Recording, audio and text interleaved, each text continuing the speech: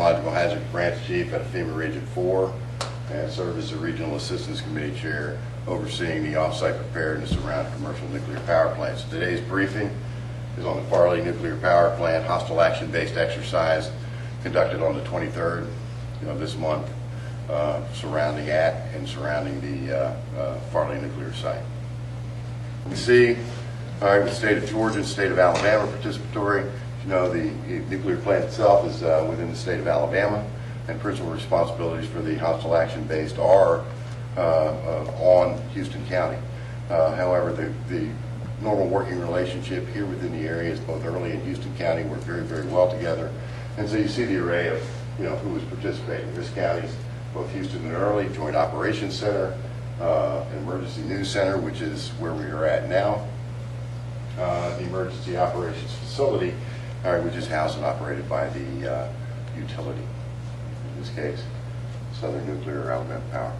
Next slide. For the exercise, we had several objectives that were established jointly to be conducted. As you can see, objectives 1, demonstrate the ability to provide Emergency Operations Center management. 2, demonstrate the ability to provide protective action decisions associated with protection of the general public.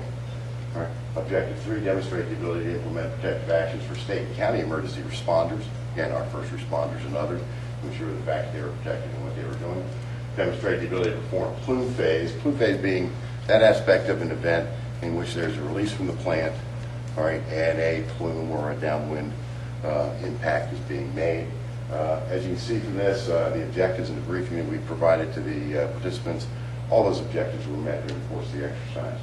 Demonstrate the ability to activate their prompt alert and notification system, and in this case, they're using not only the newly integrated siren system, here within the greater areas.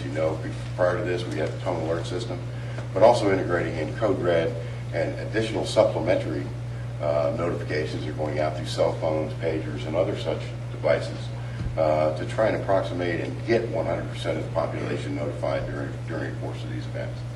All right, and the communities are using those effectively, and the local officials are very, very, pleased with the results associated with those operations. You also see the effectiveness of plans, procedures, and policies. These are new events.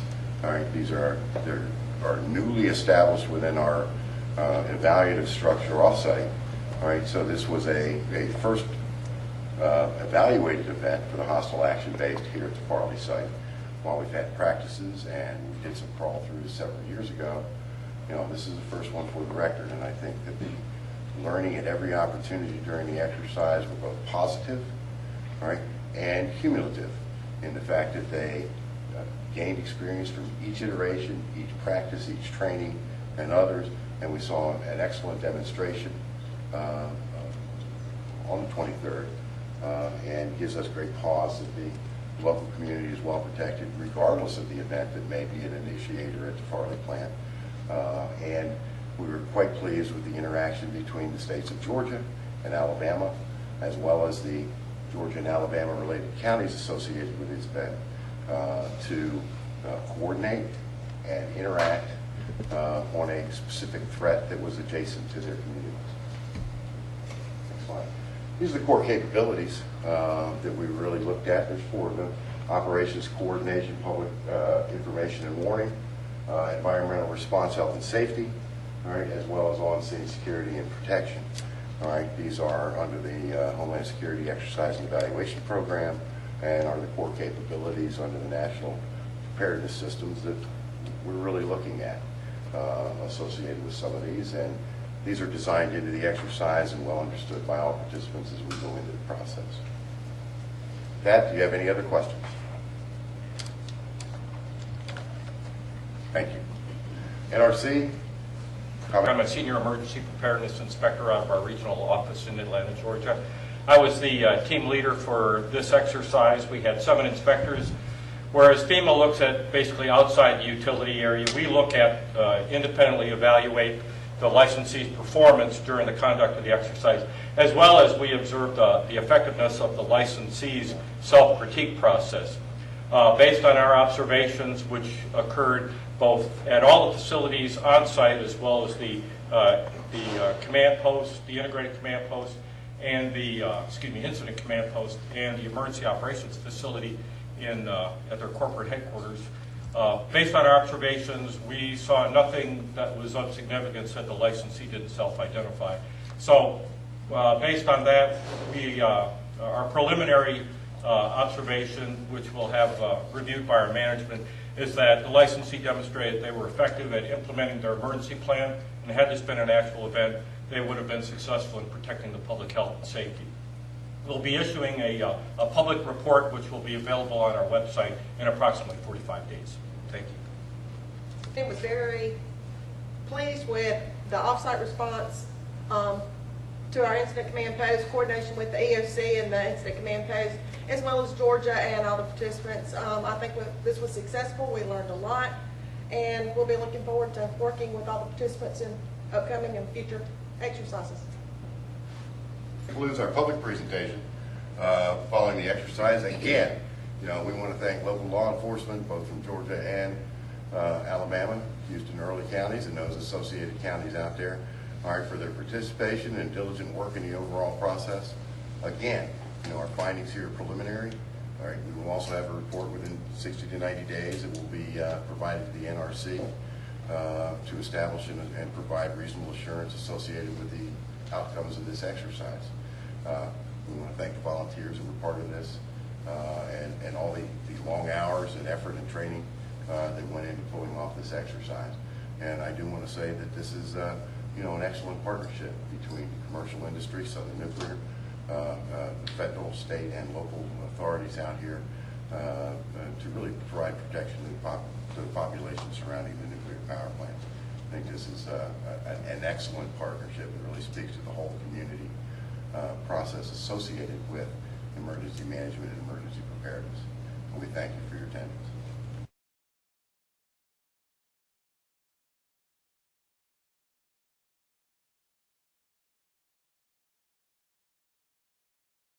Got it?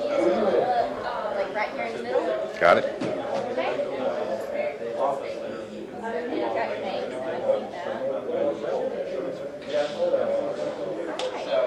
see that. You go first? Let me go first. Kind of tell me how, in all, how the thing went. Overall, the preparation for and the conduct of the exercise went very, very well. The number of participants, the number of volunteers, the number of different law enforcement agencies, both and security forces on-site, off-site, that were brought to bear during this exercise were numerous. The interaction and the interplay during the exercise day on the 23rd went very, very well. All objectives for the exercise were met, and we also learned a little bit about techniques and processes between all involved. So it was a very good exercise. Is there anything that can be improved on? The fundamentals of an exercise are always to look for things that you can improve on. In an actual event is not the time to learn how you can do something better. And exercises are designed just for that purpose, and that is to push the envelope, test those things. And we had actual events that occurred. Power went out at one of our county EOCs. They had to adapt. They had to adapt to that. Put their generator online. Redo their systems and still maintain coordination and contacts with the local law enforcement responding to the event on site. So not only real-world events, but also items that were put or placed into the